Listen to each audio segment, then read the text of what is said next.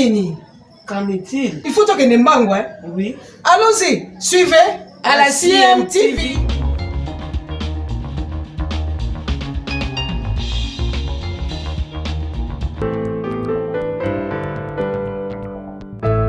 Bonjour, je m'appelle Maria Moussambi. Je suis licenciée à sciences économiques, option gestion financière de l'Université de Lubumbashi. Actuellement, je suis auditeur financier senior dans une entreprise de la place.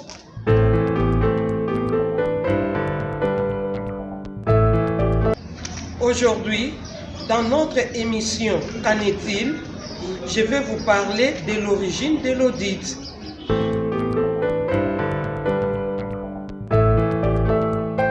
Le mot audit tire ses origines du latin audire, qui signifie écouter.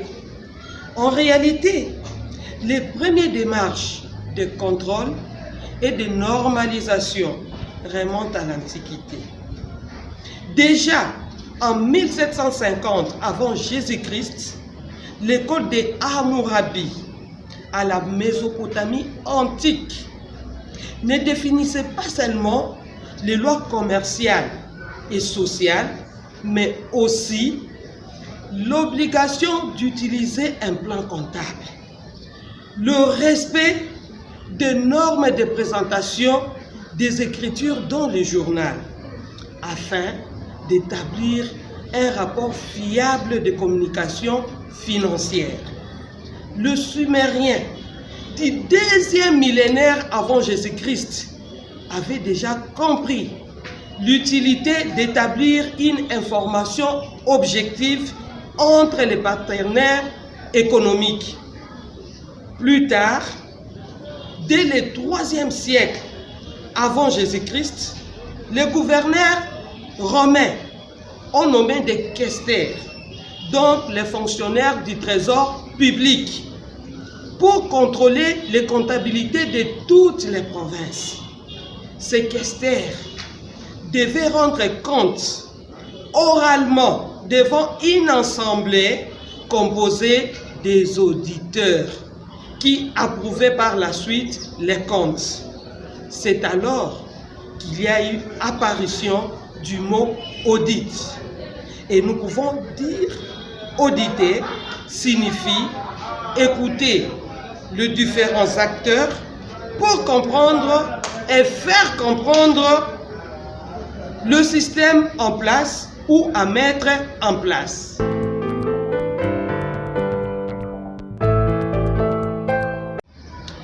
Effectivement, suite au développement du commerce et de l'industrie, à l'apparition des sociétés d'assurance, au développement de services bancaires, dû à la révolution industrielle chez les anglo-saxons, les législateurs se trouvaient dans l'obligation d'instituer le contrôle des sociétés par les agents externes. Et là est né le concept contrôle, qui n'avait pour finalité que la détection de fraude.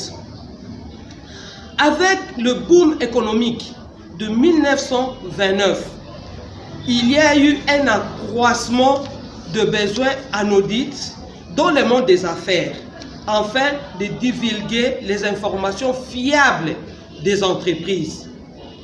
Pendant la récession économique, les entreprises étaient obligées de faire la réduction des charges.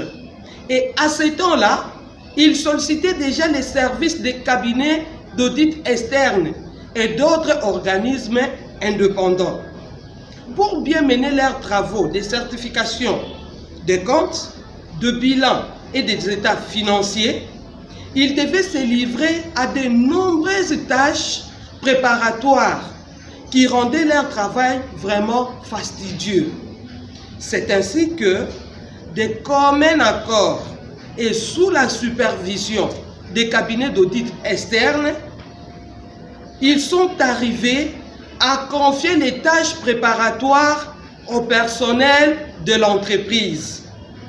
Ce personnel des entreprises participait à tous les travaux courants des auditeurs externes, sans toutefois en établir les synthèses et les conclusions. Ainsi est né le mot audit interne. La crise étant passée, les entreprises ont continué à utiliser ces auditeurs puisqu'ils avaient acquis la connaissance sur la pratique de méthodes, des outils appliqués dans le domaine comptable. Peu à peu, ils ont élargi son champ d'application, ils ont modifié les objectifs. C'est ainsi qu'est née la fonction audit interne.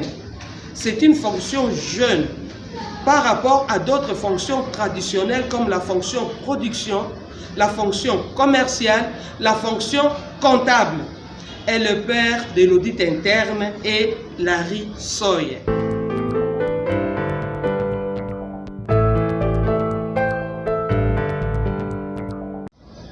À nos jours, les auditeurs sont bien organisés et se réunissent dans deux grands instituts professionnels.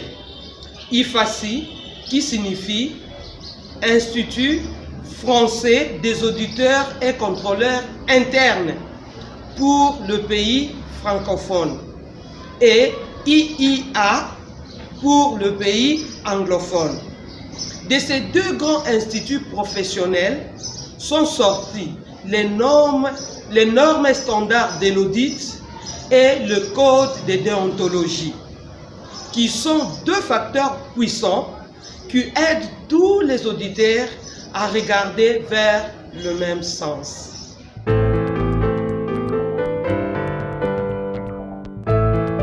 Après tout travail, il est important de faire une évaluation.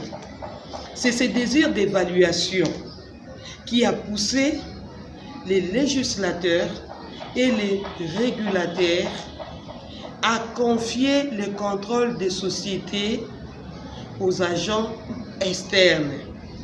Et aujourd'hui, l'audit est au centre de toutes les préoccupations de managers. Chers amis, si cette émission vous a plu, faites-nous un petit commentaire et aimez notre page YouTube. J'attends vos critiques pour l'amélioration de notre émission et je vous dis